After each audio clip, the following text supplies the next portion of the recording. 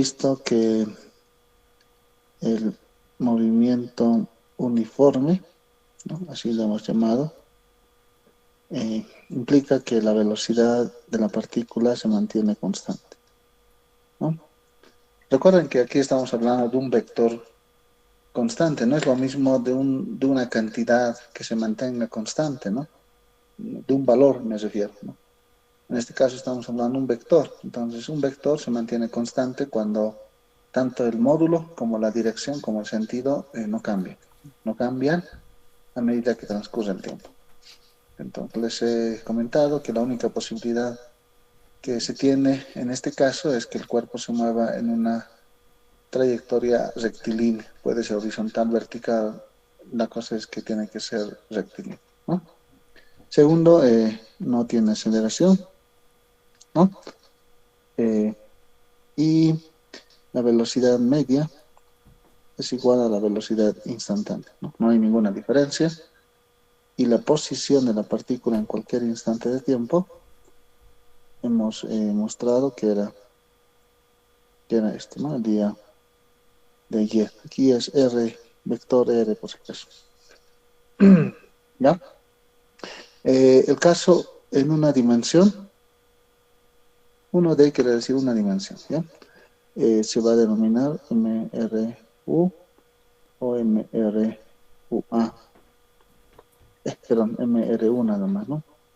Porque sería movimiento con velocidad constante. Si es en una dimensión, entonces es en una línea recta. Entonces, en una dimensión quiere decir que puede ser en una recta horizontal, vertical o una inclinada, etcétera. Normalmente se elige el eje X. Entonces aquí debería ser que la velocidad en X es constante, la aceleración en X es cero, la velocidad media en X es igual a la velocidad instantánea en X, y X en función de T, X sub 0 más Bx, T menos T sub 0, ¿no? Eh, ya les he comentado que está por demás colocar esa X, entonces, como el movimiento es en una recta que es el eje X, entonces se suele colocar nada más esto, ¿no? Que la velocidad es constante, que la aceleración es cero, la velocidad media es igual a la velocidad instantánea, y como les dije el día de ayer, podemos hacer que X sub 0 sea 0 y T sub 0 sea 0, entonces tengo esta ecuación que les debe traer datos recuerdos, ¿no? Listo. Ese es el caso del movimiento rectilíneo uniforme, ¿no? ¿Ya? Luego hemos visto el caso del movimiento acelerado, ¿no? Acelerado, y hay que recordar, el día de ayer hemos comentado que la condición es que la aceleración es constante. Nuevamente estamos hablando ahí del vector aceleración, ¿no? Y la aceleración media es igual a la aceleración instantánea, y la velocidad en cualquier instante de tiempo, o sea, la velocidad final, si quieren, se puede escribir de esta forma, ¿no? Velocidad inicial más la aceleración por el tiempo que transcurrió. Y también les he comentado, al finalizar la clase de ayer, que la posición en cualquier instante de tiempo estaba dado por esta expresión que también es muy, muy conocida, ¿no? Bien, esto es el caso general, ¿no? Movimiento con aceleración constante. El caso que generalmente uno conoce en la secundaria es en una dimensión. En una dimensión se denomina movimiento rectilíneo uniformemente acelerado o movimiento rectilíneo uniformemente variable. Es lo mismo, ¿sí? ¿Y cuáles son las ecuaciones? Bueno, en una dimensión siempre me refiero a que estoy trabajando en el eje X. Aceleración constante. Entonces vean que aquí estoy colocando aceleración vector y aquí solamente la componente, porque estoy trabajando indirectamente la componente horizontal. Segundo, la aceleración media y la aceleración instantánea son iguales. Tercero, velocidad final, si quieren, es igual a velocidad inicial más la aceleración. por el tiempo. Y la última, la posición en cualquier instante de tiempo es posición inicial más velocidad inicial por el tiempo más un medio aceleración en X por el tiempo que ha pasado al cuadrado. Seguramente ustedes en su profesor de física les ha debido, bueno, no sé si les ha comentado, ayer hemos hablado que esto puedo ajustarlo para que sea cero, esto también y esto también. Y de seguro que estas dos ecuaciones les ha debido mostrar de esta forma, ¿no? Velocidad final es igual a velocidad inicial más la aceleración por el tiempo. Implícitamente vean que ahí no hay el t sub cero, porque estamos suponiendo que el tiempo inicial es cero, o sea, el movimiento comienza cuando hemos ajustado nuestro cronómetro en cero. ¿No? En todo el tiempo estamos haciendo eso, para que sea verdad esto, ¿ya? Porque aquí hemos ajustado que el t sub cero sea cero. Bueno, no sé si les ha aclarado eso, pero si no se les ha aclarado, ahora ya saben que eso funciona de esa forma. Y esta otra ecuación, esta, x, velocidad inicial por el tiempo más un medio, aceleración por el tiempo al cuadrado. De seguro, estas ecuaciones se deben recordar, ¿no? Pero vean que para llegar a eso, hemos tenido que ajustar que el tiempo inicial sea cero, posición inicial sea cero, ¿qué más? Que el movimiento es con aceleración constante, etc. En cinemática nos interesa saber dónde está ubicada la partícula. Esto me indica dónde, porque me está indicando la posición, ¿no? No es lo mismo posición que distancia, ¿no? ¿Dónde está ubicada la partícula? Esa información me da eso. ¿Qué más me interesa saber en cinemática? ¿Qué velocidad tiene? Ahí está la velocidad en cualquier instante de tiempo. ¿Qué más me interesa saber? ¿Qué aceleración tiene? Bueno, la aceleración es constante en este caso. ¿Ya? Bien, de esto surge, por ejemplo, el movimiento parabólico, también le llaman movimiento balístico, movimiento compuesto, movimiento,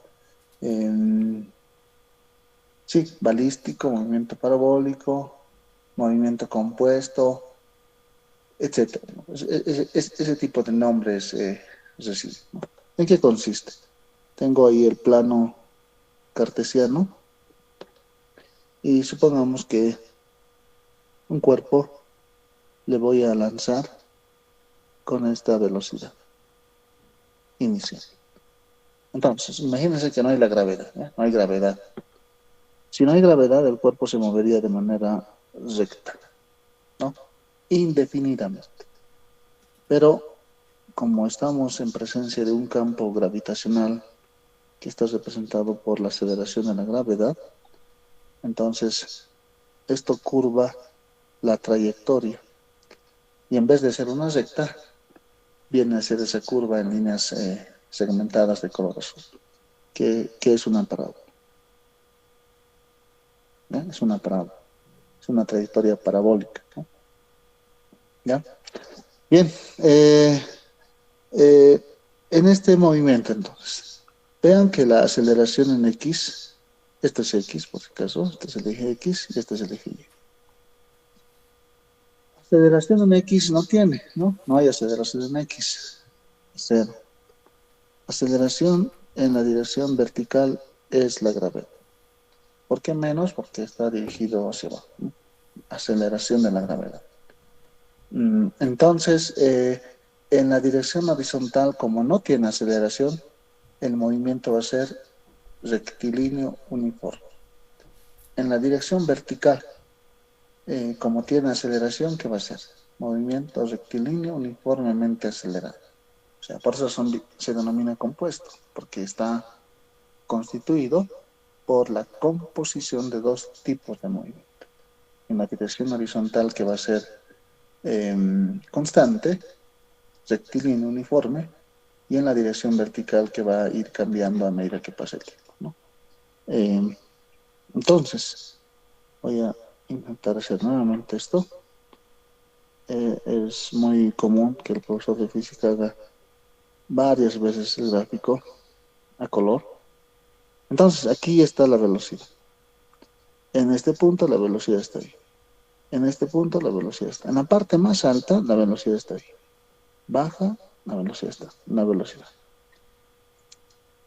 ¿Ya? La velocidad siempre es tangente a la curva, ¿sí? Si esta es una curva, entonces en este puntito la velocidad siempre va a estar dirigida así. En este puntito la velocidad, en este puntito la velocidad, en este puntito la velocidad así. Puntito la velocidad. No se van a olvidar de eso, ¿ya? La velocidad, el vector velocidad siempre está ubicado en la dirección tangente a la curva, ¿ya? Por si acaso. Eh, Eso. Bien, en la dirección horizontal, ¿no? En la dirección horizontal voy a descomponer en X acá, me va a dar esa sombra.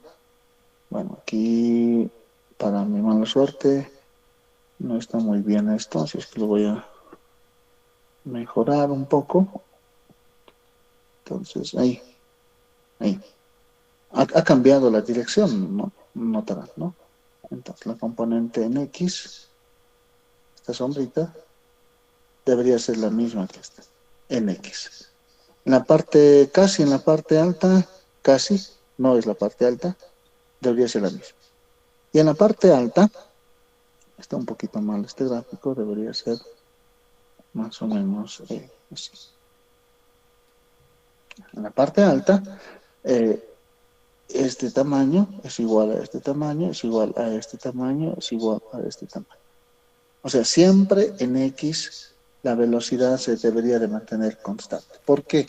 Porque no tiene aceleración.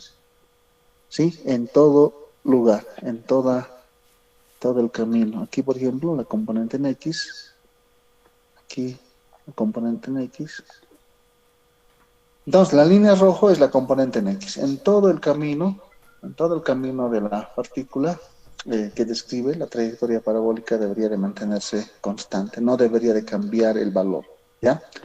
En cambio, en la dirección vertical, eh, este color vamos a hacer, en la dirección vertical, por ejemplo, es esto. Vean que a medida que está subiendo, ¿qué notan? Yo veo que cada vez es más pequeñito. Y justo en la parte más alta es cero. Luego baja, se invierte. No sé si notan. Baja. Y esa línea de color negro, a medida que sube, va disminuyendo. En la parte más alta, la componente en la dirección vertical es cero. De la velocidad en la dirección vertical, pero la componente horizontal siempre va a ser la misma. Luego de que pasa la posición más alta, va de caída. ¿Y qué va a pasar? La componente vertical se va a invertir de dirección, ¿no? O sea, primero es positivo, aquí notaron positivo, positivo, positivo, luego en la parte más alta cero, y acá la componente es negativo, acá es negativo. ¿Ya? Entonces, una manera de darse de cuenta si el cuerpo está de subida o está de bajada es en la componente vertical, ¿no? Si la componente vertical es positivo, entonces quiere decir que el cuerpo sigue está de subida. Pero si la componente vertical ya es negativo, entonces quiere decir que el cuerpo ya está de baja. Bien, ¿cuáles son las ecuaciones para resolver cualquier tipo de problema de movimiento parabólico? Y para muchos les trae hasta dolor de cabeza. Por ejemplo, movimiento parabólico, voy a hacer un resumen, es la suma del movimiento horizontal, bueno, mejor colocar así. El movimiento parabólico es igual al movimiento horizontal, velocidad constante, voy a colocar, más el movimiento vertical con aceleración constante. Ya, entonces aquí velocidad en X es constante. Aquí sí hace falta colocar X y Y. Aceleración en X es 0 y X en cualquier instante de tiempo va a ser velocidad en X por el tiempo.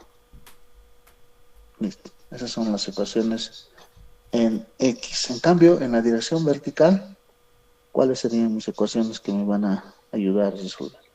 Primero, velocidad final, ¿se acuerdan? Es igual, sería velocidad en Y, porque es en la dirección vertical, es igual a velocidad inicial en Y más aceleración en Y por el tiempo. Pero la aceleración en Y, ¿cuánto vale? Es G, ¿no? Entonces aquí lo reemplazamos con el signo más menos GT. Listo, la otra. Y, ¿por qué Y? Porque eso viene de más arriba, acá abajo. Entonces, esto era en X. Ahora en Y, ¿qué va a cambiar? Entonces, en vez de R va a ser Y, en vez de R sub 0 va a ser Y sub 0, en vez de B sub 0 va a ser B sub 0 en Y, en vez de aceleración en X va a ser aceleración en Y. ¿Listo? Entonces, aquí va a ser Y igual a velocidad inicial en Y por T menos un medio G T cuadrado. No se olviden que estas ecuaciones implícitamente el tiempo inicial es cero, ¿no? Quiere decir que si de acá lanzamos la pelotita o el cuerpo, ¿no?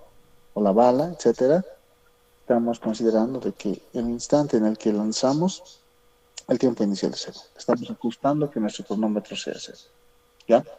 ¿Qué más estamos ajustando ahí? Como es el origen, X inicial es cero y Y inicial es cero. De acuerdo, estamos ajustando a nosotros ahí, ¿sí? Por razón estas ecuaciones son válidas. ¿Sí? Y listo. Con estas ecuaciones puedo resolver todo lo que se denomina movimiento parabólico. No hay necesidad de memorizarse fórmulas, ¿no? ¿No? Es verdad que algunas fórmulas tal vez si les es cómodo recordar, ya, pero no es tan útil. Yo he visto que varios estudiantes, por ejemplo, este movimiento parabólico. Tienes la velocidad inicial, tienes el ángulo y cuánto vale esta distancia que alcanza. Entonces hay una formulita que tal vez les ha debido hacer memorizar su profesor y ya. Esa es la distancia máxima, se llama, ¿no? Velocidad inicial al cuadrado, seno de doble ángulo sobre gravedad. Ya. Pero ¿qué pasa si en el examen o en algún problema no les dan eso? Si no les dicen un cuerpo se lanza con una velocidad inicial y hace esto. Y cae una pendiente y va a ser un movimiento parabólico. ¿Dónde le pega por primera vez al cuerpo? Bueno, a la pendiente. O sea, quiero calcular esta distancia. Están tentados a utilizar esto. Pero si ustedes utilizan esto acá, no va a funcionar, ¿no? Entonces, por esa razón, no es recomendable memorizarse fórmulas, ¿ya? Es mejor analizar el problema. Y lo único que necesito es recordar esto. En X constante, en Y varía debido a que hay una aceleración de la gravedad. Bien, hablaremos un poquito de la aceleración de la gravedad, ¿no? Es un modelo muy simple, ¿no? La Tierra es como si fuera un imán gigante, ¿no? Un primer modelo sería considerarlo como una esfera. Sabemos que no es en realidad una esfera, ¿no? Es achatada en los polos, ¿no? En la realidad es más o menos así. Bueno, estoy exagerando tal vez mucho. Más o menos así, ¿no? Es achatada en los polos, ¿no?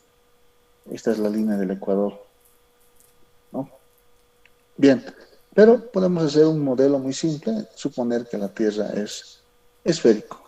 Entonces aquí alrededor hay algo que les rodea, que no podemos ver, que a medida que nos alejamos de la Tierra ya no hay. ¿Cómo está representado? Bueno, lo representaremos por líneas que apuntan todas hacia el centro de la Tierra, ¿no?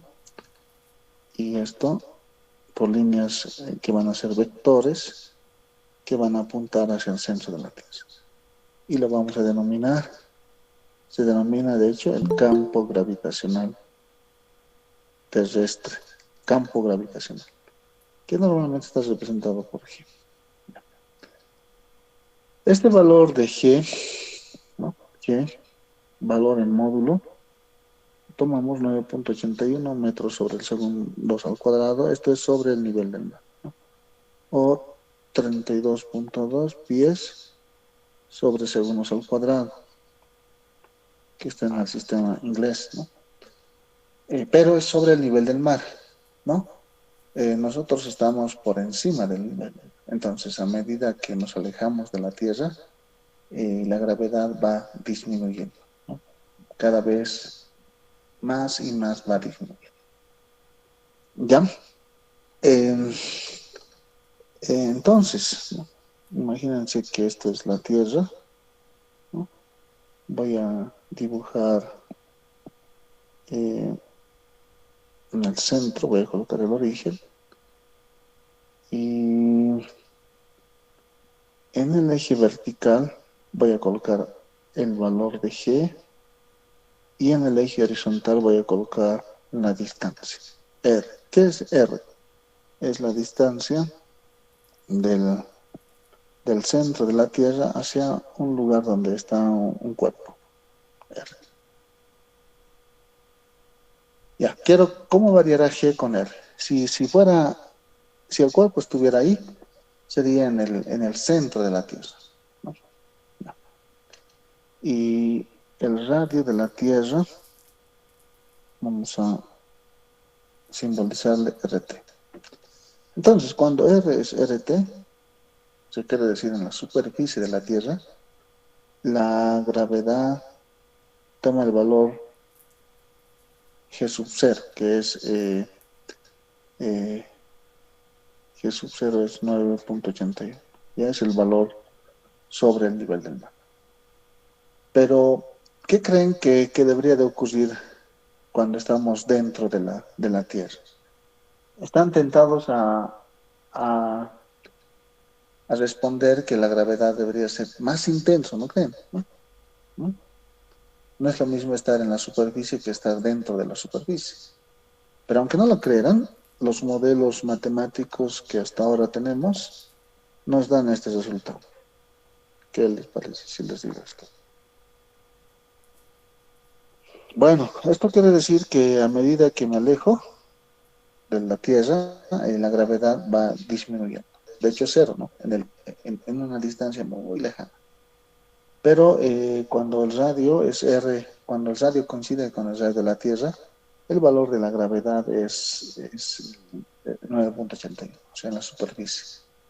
Pero apenas que ya estoy dentro de la Tierra, cada vez más acercándome al origen, al centro de la Tierra, la gravedad va a ser cada vez más pequeña. ¿Ya? O sea, no es que aumenta, sino la gravedad, a medida que me acerco al centro de la Tierra, va a disminuir. ¿Sí? No se me van a olvidar de esta gráfica. ¿Ya? Es cómo varía la aceleración de la gravedad con la distancia. El valor máximo de la aceleración de la gravedad es en la superficie de la Tierra. En la superficie. Me alejo de la superficie, la gravedad va a ser pequeña. Me entro por debajo de la Tierra, la gravedad va a ser pequeña. El valor más grande es en la superficie de la Tierra. ¿Ya? Nosotros hacemos experimentos en el aula, lanzamos una pelota arriba, etcétera. Aquí, bueno, hacemos experimentos que son, no, ahí, ¿no? Entonces la gravedad no va a cambiar mucho, no va a cambiar mucho, apreciablemente. Sí se va a notar un cambio, por ejemplo, en La Paz, en la zona sur, digamos, ¿no? Que está un poco más abajo, que en el alto, digamos, ¿no? En la ceja, por ahí. Se va a notar una diferencia, porque hay una altura, hay una diferencia de altura, ¿no? Entonces se va a notar una gran diferencia ahí, en la gravedad. Recordarán ustedes que el peso es el producto de la masa por la gravedad. Entonces, hay una forma fácil de bajar de peso sin hacer ejercicios.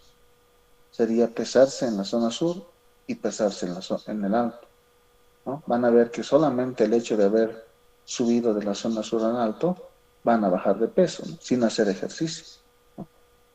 Pero van a ver que no va a cambiar en nada la masa.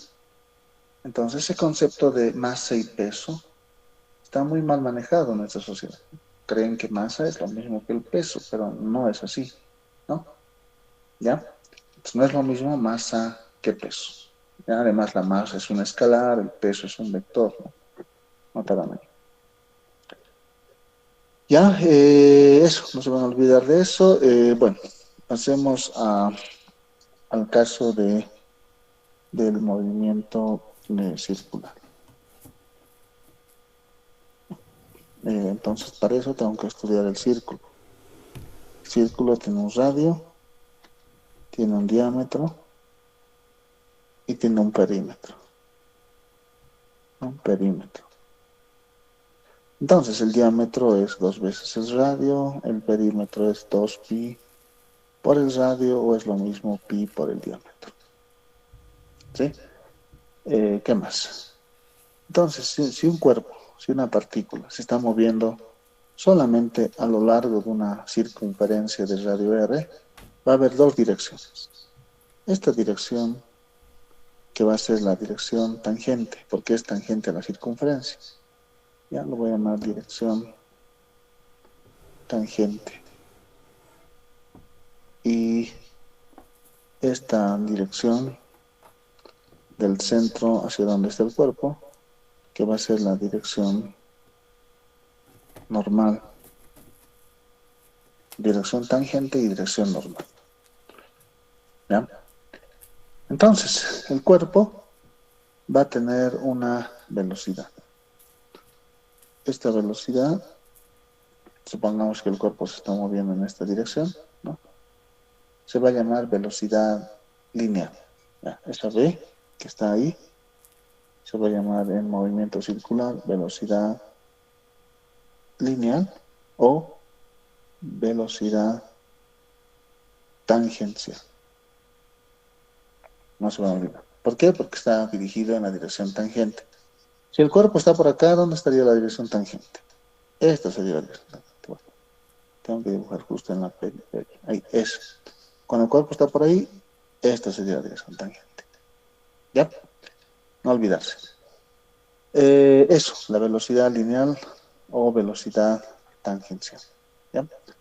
Entonces, en este caso, a medida que va a pasar el tiempo, si fuera este es mi recta horizontal, entonces para decir dónde está el cuerpo, podría utilizar este ángulo. Ese ángulo. Entonces, la variación del ángulo sobre la variación del tiempo se llama en física velocidad angular media. Velocidad angular media. Me indica cómo está variando el ángulo a medida que pasa el tiempo. Entonces, la velocidad angular media es el ángulo final menos el ángulo inicial, tiempo final menos tiempo inicial. Podemos ajustar que este ángulo inicial y ese tiempo inicial sea cero. Y tengo el ángulo sobre el tiempo. Así tal vez les ha mostrado su profe de física cuando han visto movimiento circular, ¿no? Ángulo sobre el tiempo. Bien, el ángulo, no se olviden que se mide en 3 sistemas, ¿no? El sistema sexagesimal, donde está en grados, el sistema radiánico, donde está en radianes, y el sistema centesimal, que está el ángulo en grados centesimales. De esos 3, en el sistema internacional, el ángulo se mide en radianes y el tiempo en segundos. Es por esa razón que la velocidad angular se mide en el sistema internacional en radianes sobre segundo. Sin embargo, hay otras unidades, ¿no? Por ejemplo, van a ver, le voy a anotar acá ya, radianes sobre segundo, así se denota. Pero van a ver que algunos libros refieren a revoluciones sobre minuto. A esto le llaman RPM. M's.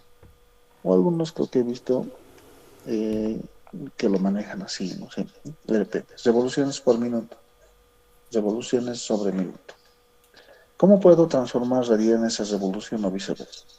Pues no se van a olvidar que una revolución es una vuelta, también es un ciclo, también es 360 grados, también es 2pi radianes. Entonces, esto se simboliza. Entonces, puede ir de revolución a radian con ese factor de conversión. ¿Ya? Una revolución es 2pi radianes. Bien, la velocidad angular media.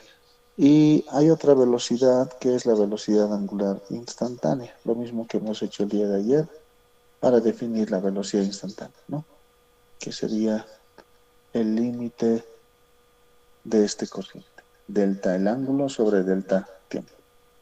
Utilizando las derivadas, esto sería la derivada del ángulo respecto del tiempo. Esto se llama velocidad angular instantánea.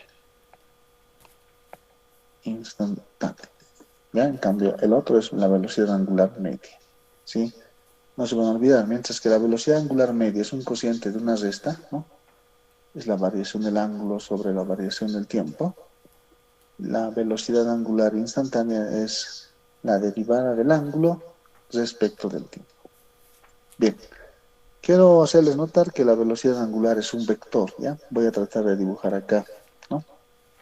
En el espacio. Tengo el plano espacial y supongamos que un cuerpo está girando en el plano X y Y. Esto que está marcado de color rojo, ahí, es el plano X y Y, ¿ya? Que está formado por los ejes X y Y. Entonces, supongamos que un cuerpo está girando en esta dirección. Ahí. Sí, en esa dirección está girando, ¿no? A su mano derecha, entonces sería en el sentido antihorario, ¿no ve? El pulgar, cuando ustedes cierran su mano derecha siguiendo ese camino, el pulgar les debe indicar seguramente en esta dirección. ¿Están de acuerdo? Seguramente. Esa es la velocidad angular. ¿Sí? Cuando gira un cuerpo, en ese sentido, en este caso, el pulgar me indica en qué dirección está la velocidad angular, ¿no? ¿Qué pasaría si, por ejemplo, el cuerpo eh, hace esto, hace esto?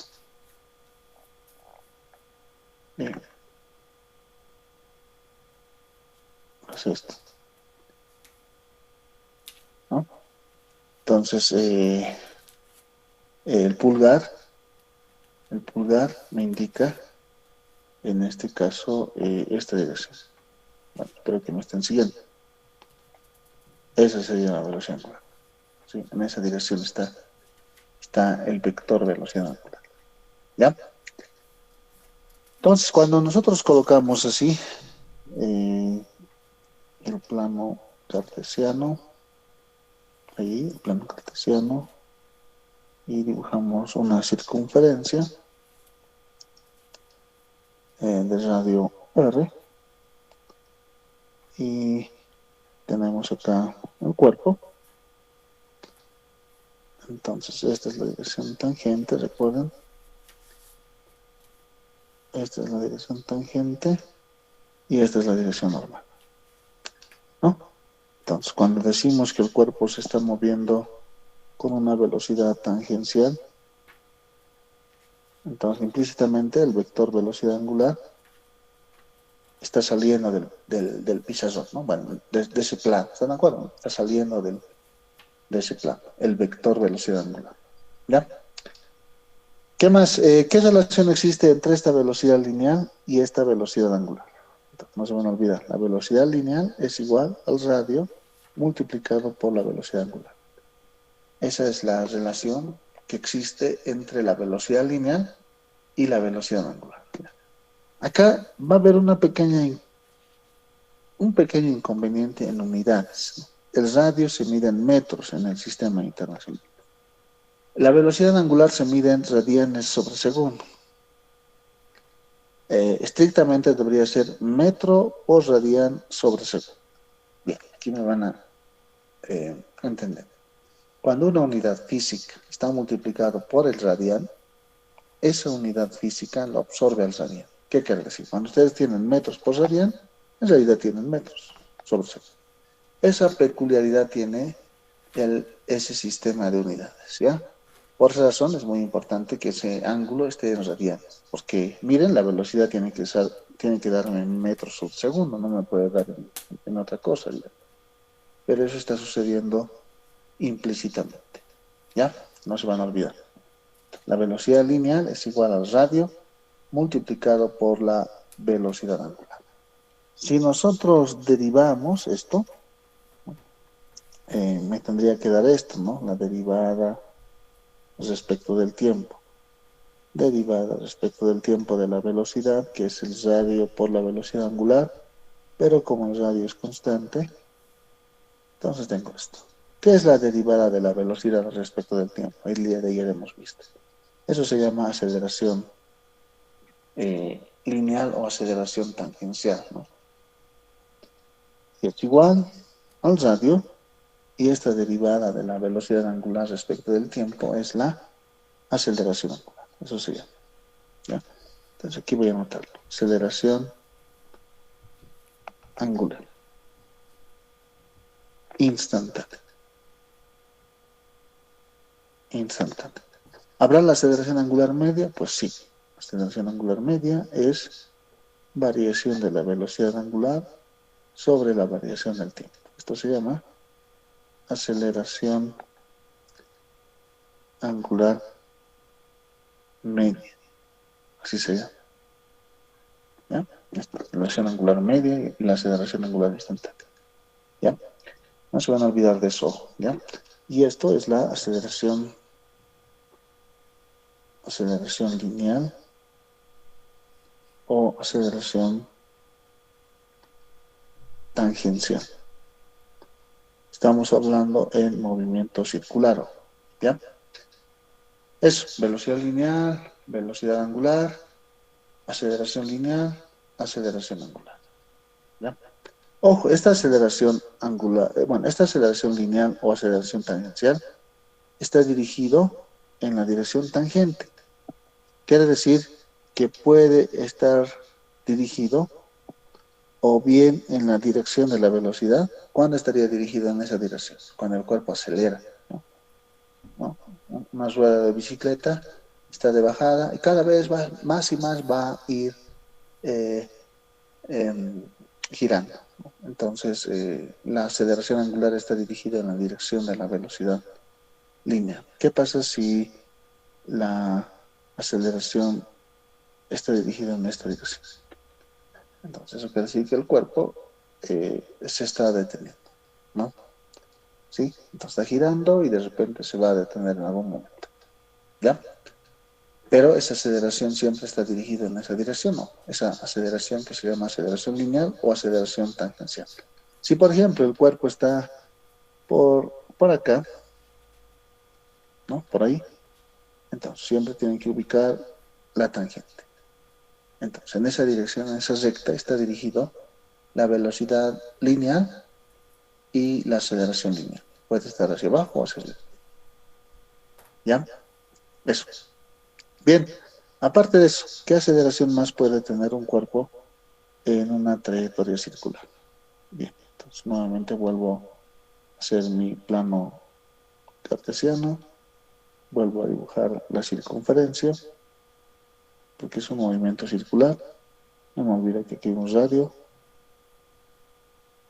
Entonces aquí está el cuerpo y identificamos la dirección tangente y la dirección normal. ¿Ya? Bien, va a haber otra aceleración aparte de la aceleración tangencial. Supongamos que el cuerpo está aumentando su velocidad y su aceleración está dirigido ahí. Esta es la aceleración tangencial, porque está dirigido en la dirección tangente. Noten que aquí ha aumentado este subíndice, ¿no? T, aceleración tangencial o aceleración tangente, ¿ya? Algunos también utilizan esta T mayúscula. Yo voy a utilizar esta T. Ya, hay otra aceleración que está dirigida hacia el centro, ¿sí? Esta aceleración que está dirigida hacia el centro, ¿no? Ahí, recibe varios nombres. Algunos le llaman aceleración centrípeta. Algunos le llaman aceleración normal. Algunos le llaman aceleración radial. ¿Sí? Esos nombres. Aceleración centrípeta, porque está dirigida hacia el centro. Aceleración normal, porque está dirigida en la dirección normal. Recuerden que esa dirección lo hemos llamado la dirección normal. O la aceleración radial se llama. ¿Por qué? Porque está dirigida en la dirección del radio, ¿no? Y normalmente está representado ya sea a sub n, aceleración normal, o a sub c, aceleración centrípeta, o a sub r, aceleración radial. Cualquiera. Lo más común creo que es aceleración centrípeta, ¿ya? La aceleración centrípeta es igual a la velocidad tangencial al cuadrado sobre el radio de la circunferencia, ¿ya? No se van a olvidar de esto, ¿sí? La velocidad tangencial al cuadrado dividido entre el radio. Ya. Sin embargo, hay que recordar que la velocidad lineal o velocidad tangencial, ¿se acuerdan? Era el radio por la velocidad angular, ¿no? Si eso lo reemplazamos aquí, ¿qué me va a dar? Entonces, radio, velocidad angular al cuadrado sobre el radio. Hago operaciones matemáticas. El radio al cuadrado, velocidad angular al cuadrado sobre el radio. Se simplifica y me queda esto. El radio por la velocidad angular al cuadrado, ¿no? Sea esto o sea esto, son expresiones que me permiten calcular la aceleración centrípeta, ¿ya? Que tiene un cuerpo, ¿ya? No se van a olvidar, cuando un cuerpo se mueve en una trayectoria circular, ¿no? Si el cuerpo se mueve con movimiento circular uniforme, o sea, quiere decir que la velocidad no va a cambiar. ¿Qué velocidad? Velocidad angular, ¿ya? Y si la velocidad angular no cambia, ¿qué no va a cambiar? La velocidad lineal o tangencial. No va a cambiar. Porque mira, si la velocidad angular es constante, como el radio es constante, esto es constante. Entonces, esa velocidad no va a cambiar. Y si no cambia, uno diría, entonces como la velocidad es constante, no tiene aceleración. Pero ojo, en movimiento circular hay dos aceleraciones. La aceleración tangencial y la aceleración centrípeta. ¿Qué aceleración no va a haber? La aceleración tangencial, cuando el cuerpo se mueve con velocidad constante. Pero la aceleración centrípeta siempre va a haber, por más que el cuerpo se mueva con velocidad angular constante. Porque miren, aquí dice que es el radio por la velocidad angular al cuadrado. Como la velocidad angular, nuevamente les reitero, es constante, el radio es constante, entonces la aceleración centrípeta va a ser constante. Existe. ¿Ya? Esas aclaraciones que estoy haciendo hay que tomarlas en cuenta, ¿sí? Porque como les digo, la física no es solo resolver ejercicios, ¿no? No sé cómo les habrán mostrado a ustedes su profe de física, tal vez una fórmula y ejercicios, digamos. Aquí hay miles de ejercicios que se pueden hacer, ¿no? Les doy la aceleración centrípeta, les doy el radio, allá la velocidad. Les doy eh, la velocidad, el radio y les pido calcular la aceleración centrípeta. Es aburrido, ¿no? No me explico cómo se enseñaría así. La física es interpretar una cosa. ¿Qué pasa? ¿Qué sucede? Va más allá. Pero para eso también se necesita la herramienta, ¿no? Que es la matemática. ¿Ya? Entonces, como les decía, y les vuelvo a reiterar, si un cuerpo se mueve con velocidad angular constante, ¿no? Implica que la velocidad tangencial va a ser constante. Pero eso implica que la aceleración tangencial va a ser cero. Pero la aceleración centrípeta siempre va a haber. ¿ya? Siempre va a haber. Eso está claro acá. Bien, entonces en este gráfico, ¿cómo va a ser la aceleración total? ¿Cuál va a ser la aceleración total? Como es la suma, tengo que sumar estos dos vectores. La aceleración centrípeta más la aceleración tangencial. Y me va a dar este vector. Bueno, en ese caso, ¿no? Justo cuando está la partícula por ahí. Esta va a ser la aceleración total. ¿Cuánto vale la aceleración total? ¿Qué podemos aplicar? Pitágoras. La aceleración total va a ser la aceleración tangencial al cuadrado más la aceleración centrípeta al cuadrado. Raíz cuadrada. ¿No? Porque no sé si se me da cuenta, ahí tengo un triángulo rectángulo y está el ángulo recto. Esta componente, este cateto es la aceleración tangencial y este otro cateto es la aceleración centrípeta.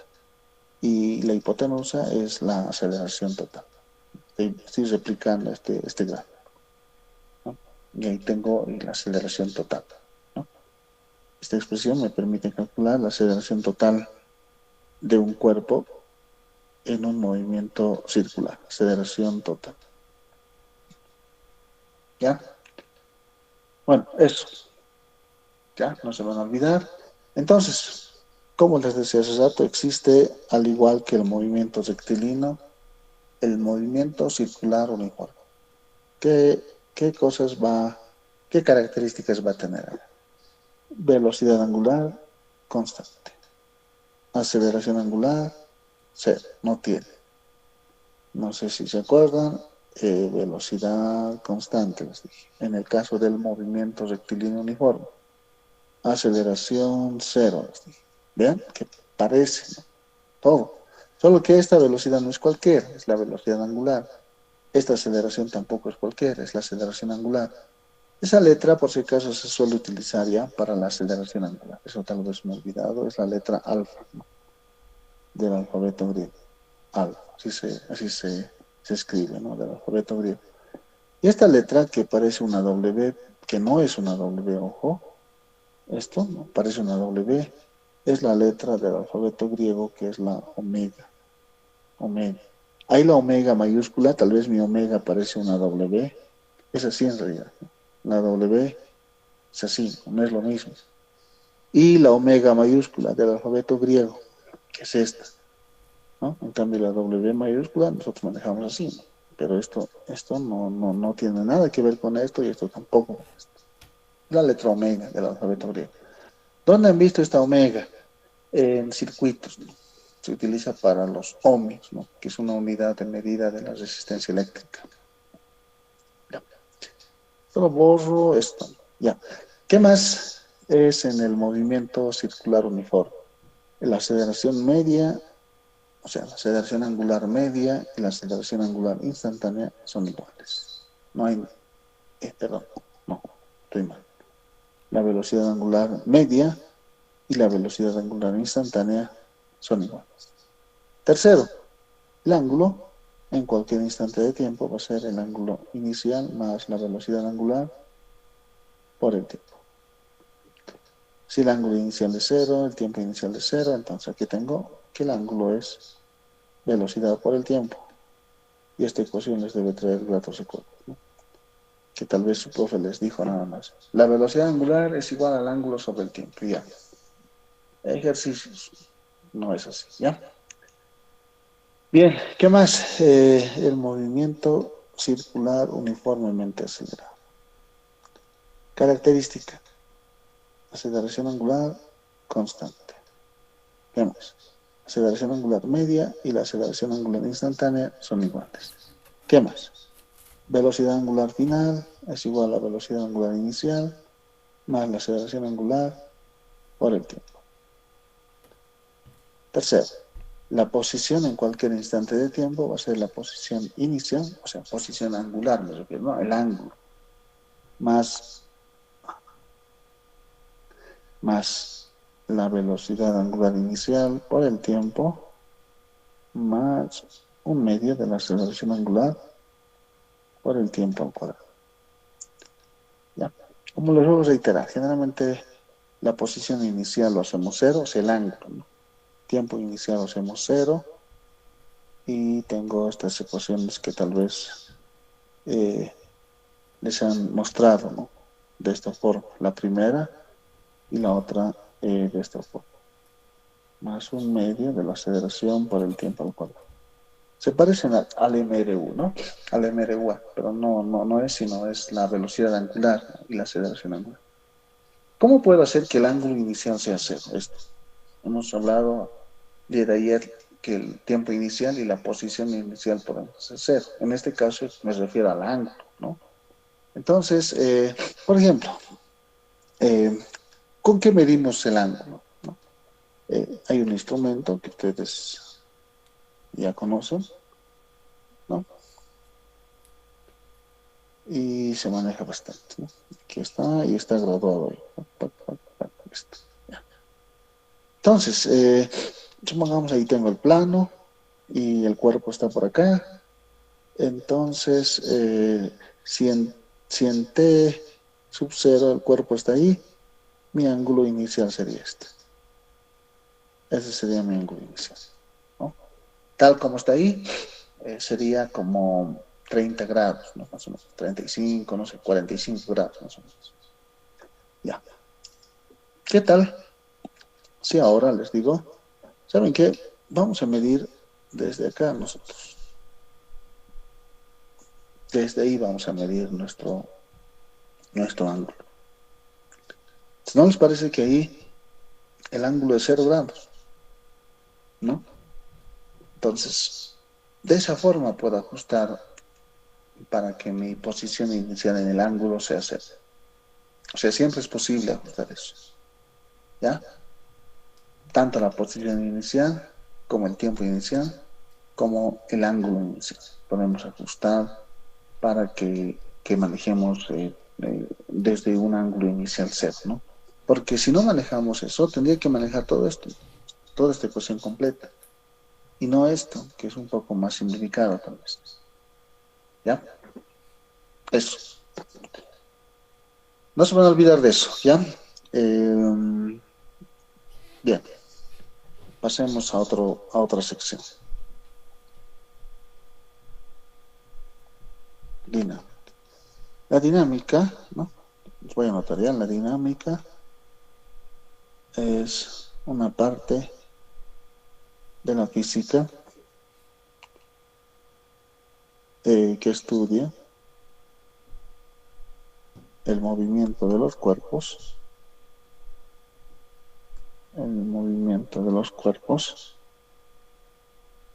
hasta ahí parece cinemática, ¿no?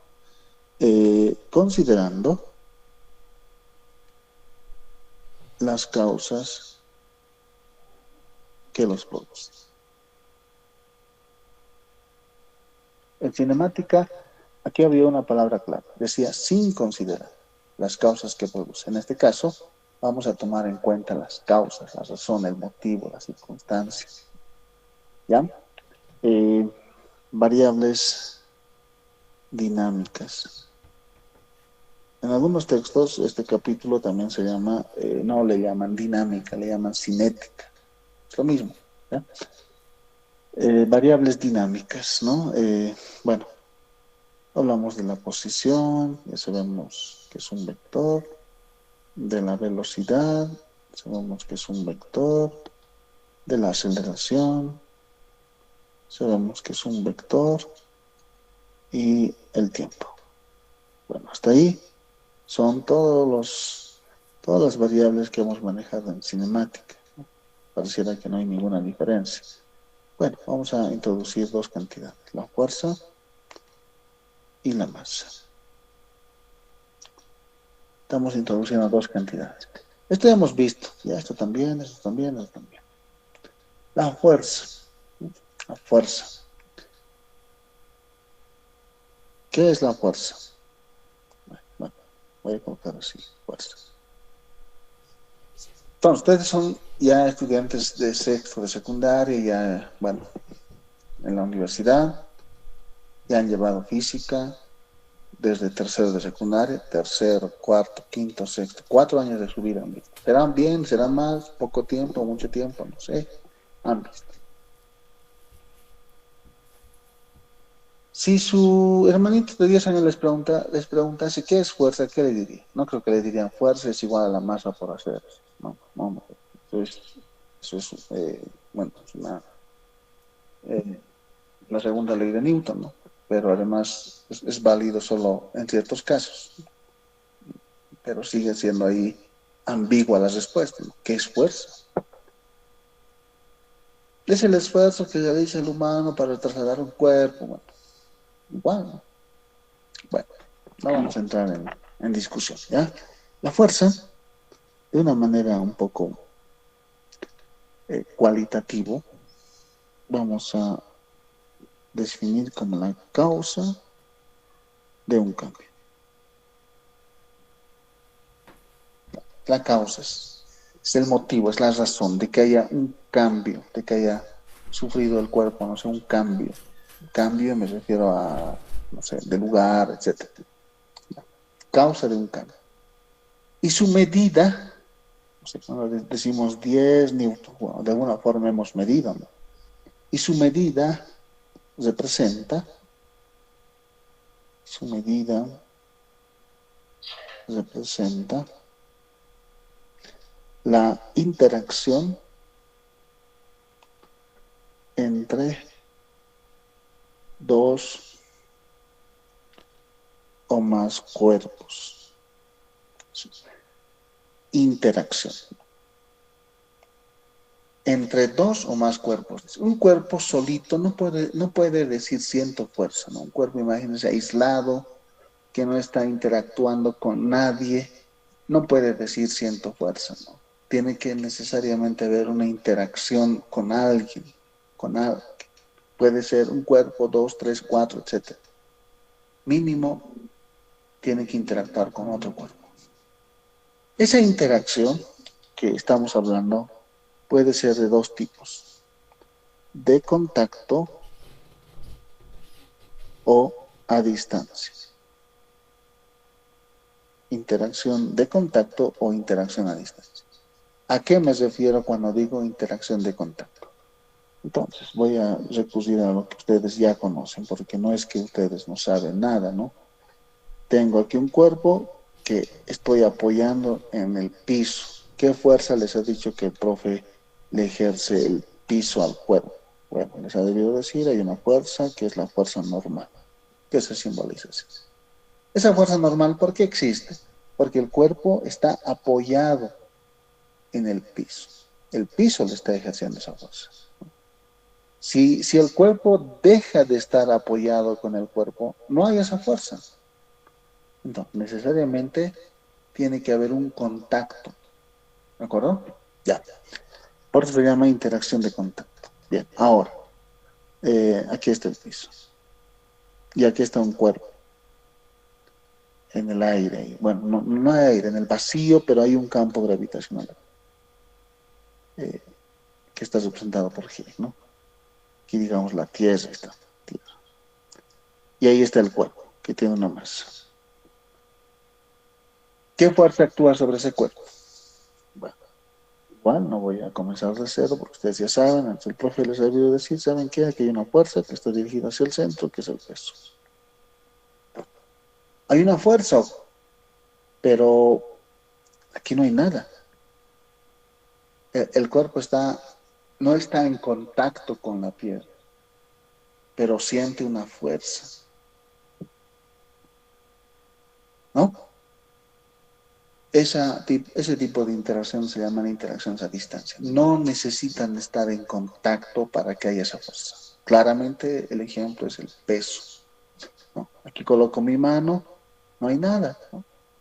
Pero siente una fuerza. Uno diría que si estaría aquí unido por un resorte, bueno, habría con mayor razón una fuerza, ¿no? Que le está ejerciendo el resorte. Pero no hay nada ahí, pero el cuerpo siente una fuerza. Solo por el hecho de que está interactuando con la Tierra.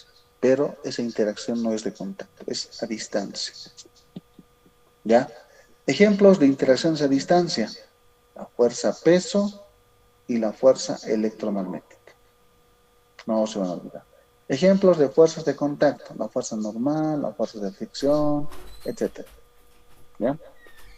Bien, en la naturaleza, en el que vivimos, solamente existen cuatro tipos de interacciones, cuatro tipos de fuerzas, si quieren, fuerzas fundamentales en la naturaleza lo llaman. Mejor lo voy a colocar ahí, fuerzas fundamentales, fundamentales en la naturaleza.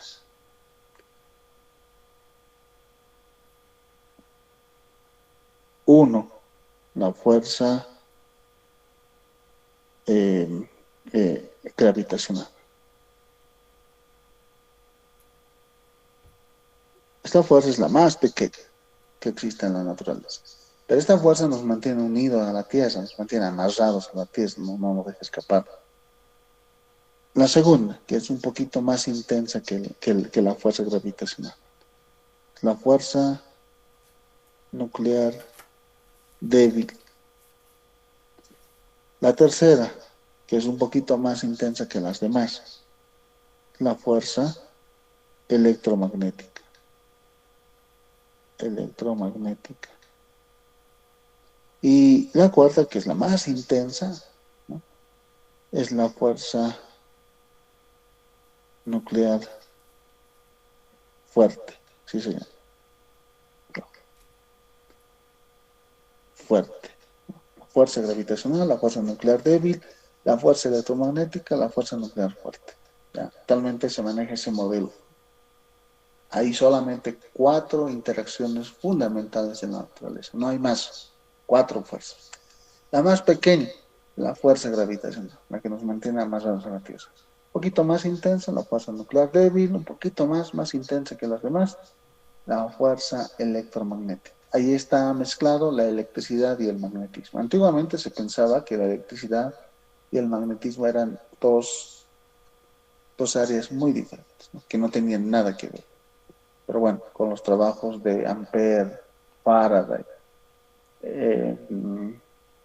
James Clerk Maxwell, etcétera, se ha fusionado, ¿ya? Y se ha demostrado, además experimentalmente, que un fenómeno eléctrico da lugar a un fenómeno magnético y un fenómeno magnético da lugar a un fenómeno eléctrico, ¿ya?, con la ley de Faraday.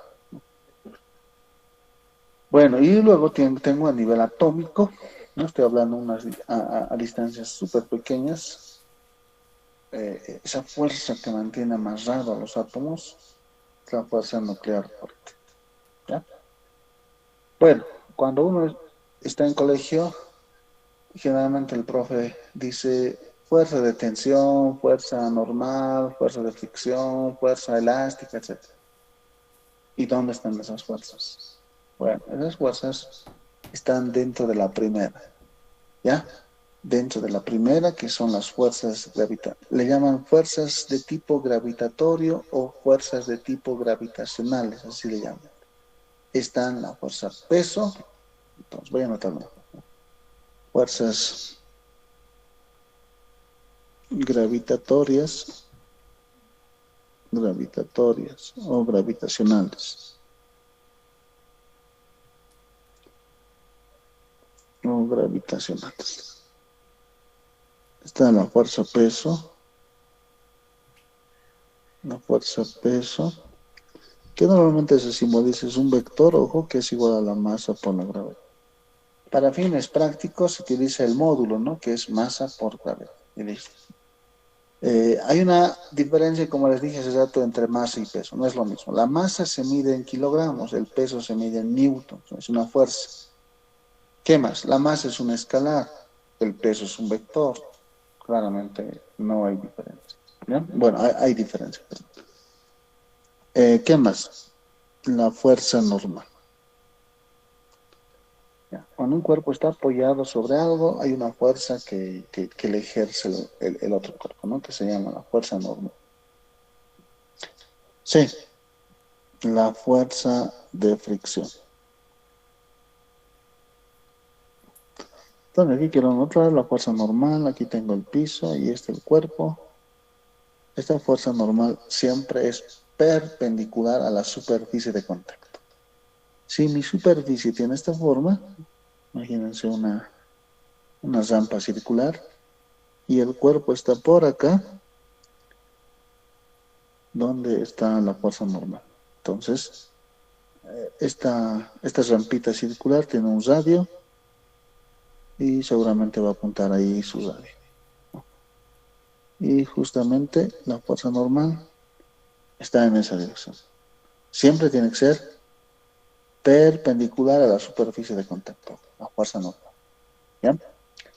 Y además existe mientras el cuerpo está en contacto con la superficie. La fuerza de fricción. Hay de dos tipos. Fuerza de fricción, hay de dos tipos, ¿no? Fuerza de fricción estático o estática, fuerza de fricción estática. ¿Cuándo existe esa fuerza de fricción estática? Bueno, me gustaría que ahorita lo hagan en donde esté. Agarran un cuaderno, yo estoy agarrando un cuaderno, ahí, y sobre él voy a colocar otro objeto. Sobre él. Estoy haciendo yo. Listo. Y con mi mano le estoy sosteniendo ahí al libro. Y voy a mover mi mano, ya sea en cualquier lugar, hacia arriba, bueno, hacia adelante, hacia atrás, etcétera, ¿no? Obviamente lentamente. Van a notar que este cuerpo le va a seguir. Y uno se pregunta, ¿por qué este cuerpo le sigue a este? Si yo estoy aplicando una fuerza sobre este cuerpo y no sobre el cuerpo de arriba, ¿no? ¿Por qué le sigue? Entonces aquí seguramente debe haber algo. Aquí debe haber algo. Y es justamente la fuerza de fricción que existe entre este cuerpo y este cuerpo. Están en contacto, ¿sí? Esa fuerza de fricción se llama estático, ¿no? ¿Por qué? Porque este cuerpo no se está moviendo respecto del cuerpo de abajo, no se está moviendo. Cuando este cuerpo ya se mueve hacia adelante o hacia atrás, ya se va a deslizar. Cuando se desliza ya no se llama fricción estática, se llama fricción dinámica, ¿ya? ¿Cómo pueden convertir esa fricción estática en cinética o dinámica? Entonces yo les voy a indicar ahora que hagan lo siguiente. Con una fuerza un poquito más, llévenle hacia adelante y luego súbitamente hacia atrás, ¿no? ¿Van a ver? Bueno, no sé si ha escuchado. Ahí el cuerpo se ha deslizado. Entonces, de lo que era estático, se ha vuelto cinético, ¿no? Sí, se puede volver, ¿no? De lo que es estático, se ha vuelto en cinético, ¿ya? ¿Cuándo es cinético o dinámico? Cuando el cuerpo se desliza sobre el cuerpo, ¿no? Cuando no se desliza, es fricción estática. Un ejemplo muy bonito que hacen en física, en laboratorio, es una rampa, ¿no? Una rampa, un plano inclinado. Entonces tengo este plano, aquí coloco una bisagra. Entonces este plano que estoy marcando con líneas segmentadas es fijo y esto puede moverlo hacia arriba o hacia abajo, porque aquí hay una bisagra. Entonces colocamos acá un cuerpo. Van a notar que a medida que sube en el ángulo, el cuerpo no se mueve todavía. Pero va a llegar un momento, un ángulo, en el cual el cuerpo ya se va a deslizar, ¿no? Pero hay un ángulo crítico, donde si suben más, el cuerpo ya se desliza. Si bajan un poquito menos de ese ángulo, el cuerpo no se desliza. Ese punto se llama el punto crítico, ¿no? ¿Ya? Es el punto crítico donde hay una diferencia entre lo que es cinético y lo que es estático. Bien, entonces, fricción, fuerza de fricción estática existe cuando el cuerpo no se desliza.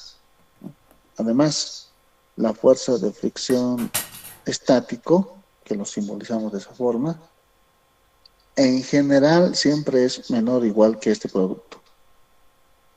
¿Ya? En general, repito, siempre es menor o igual. Este factor se denomina el coeficiente de fricción estático. y esta n es la fuerza normal. Fuerza normal. Este coeficiente estático es siempre mayor que cero. ¿Ya? 0.1, 0.2. ¿Puede ser mayor que 1? Sí puede ser mayor. Es el coeficiente estático. No tiene unidad eso. ¿Ya? No se van a olvidar. Para fines de ejercicio, generalmente utilizamos el máximo. ¿Cuándo es el máximo de este valor? Bueno, de esa ecuación. El máximo es fuerza de fricción estático es igual al coeficiente estático por la norma. Listo. ¿Ya? Ese es el caso máximo, el valor máximo. Bien, ¿qué más? El 2, fuerza de fricción dinámico, o cinético también. Fuerza de fricción cinética o dinámica. Siempre existe esta fuerza de fricción cuando un cuerpo se desliza sobre el otro cuerpo. Además, esta fuerza siempre se opone al movimiento. Eso me he olvidado aclarar acá. En el caso de la fricción estática, puede estar a favor del movimiento. ¿Ya? Puede estar a favor. Por ejemplo, acá en este ejemplo, sería bueno que lo hagan en su casa. Cuando ustedes empujan el libro hacia adelante, este cuerpo también se mueve hacia adelante. ¿Por qué se va a mover hacia adelante? Porque hay una fuerza que le está ejerciendo el libro sobre esa superficie que también está dirigida hacia adelante. ¿Sí? La fricción estática. En cambio, en la cinética o dinámica, siempre se opone al movimiento. Esta fricción es el culpable de que ustedes cuando empujan una caja, esta caja se detenga. ¿Por qué? Porque como se está moviendo a la derecha, la fricción va a estar a la izquierda. Siempre se opone al movimiento. ¿Por qué? Porque se está deslizando sobre el cuerpo. ¿Ya? ¿Qué más? La fuerza de fricción cinética, que algunos lo simbolizan con la K, porque cinético en inglés, cinetic, es igual al coeficiente cinético por la norma. Vean la única diferencia entre esta ecuación y esta ecuación. Es ese coeficiente, ¿no? Este coeficiente que se llama el coeficiente de fricción cinético o dinámico. Por si acaso, este no es la U, ¿ya? Parece la U, ¿no? Yo debía haber hecho tal vez así, la U, pero no es la U. Es del alfabeto griego el mi, ¿no? Miu, dice, se escribe. Parece que tiene una colita, así. Ya es la notación usual que se maneja para el coeficiente de fricción cinético. Este coeficiente de fricción cinético, ojo, siempre está entre 0 y 1. No puede ser negativo. 0.1, 0.2, 0.5, 0.9, 0.9999, etc. No puede ser mayor que 1. ¿Ya? Entre ambos coeficientes, entre este y este, ¿quién es el más grande? En general, el coeficiente estático siempre es mayor o igual que el coeficiente dinámico. Siempre. ¿Ya? El estático, repito, siempre es mayor que el dinámico. Varía mucho, ¿no? No es lo mismo hacer que un cuerpo esté en contacto con acero, que esté en contacto con concreto, que esté en contacto con un material vidrio, plástico, etc. Depende mucho del medio en el que el cuerpo está en contacto, ¿no? Entonces, por eso es que ese valor va a cambiar. ¿Ya? Bueno, eso es lo que puedo hablarles de la fuerza de fricción. ¿Qué número es? A, fuerza peso, fuerza normal, fuerza de fricción. D, fuerza de tensión. Fuerza de tensión. Esta fuerza de tensión existe cuando un cuerpo, bueno, cuando tenemos cuerdas, hilos, etc. Es muy común en física utilizar esta herramientita que se utiliza bastante en las construcciones. De hecho, esta es una máquina muy simple que se denomina la máquina de Apu. Esto se llama la máquina de Apu. ¿Ya?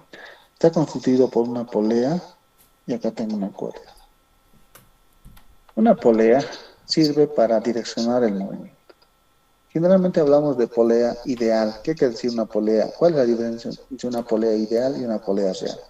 En la realidad, esta polea tiene una masa. ¿Qué más? Tiene fricción. Depende del material. Depende de muchas cosas, ¿no? Entonces, una polea, cuando decimos una polea ideal, que es normalmente el caso, no tomamos en cuenta el material, no tomamos en cuenta la fricción, no tomamos en cuenta el tamaño, etcétera. Hay muchas restricciones. Solamente para fines gráficos nomás se coloca así. Ya, lo mismo sucede en una cuerda, ¿no? Una cuerda, notarán ustedes que por muy tensado que esté, siempre tiende a estirarse. Entonces, cuando hablamos de una cuerda ideal, suponemos que no se estira.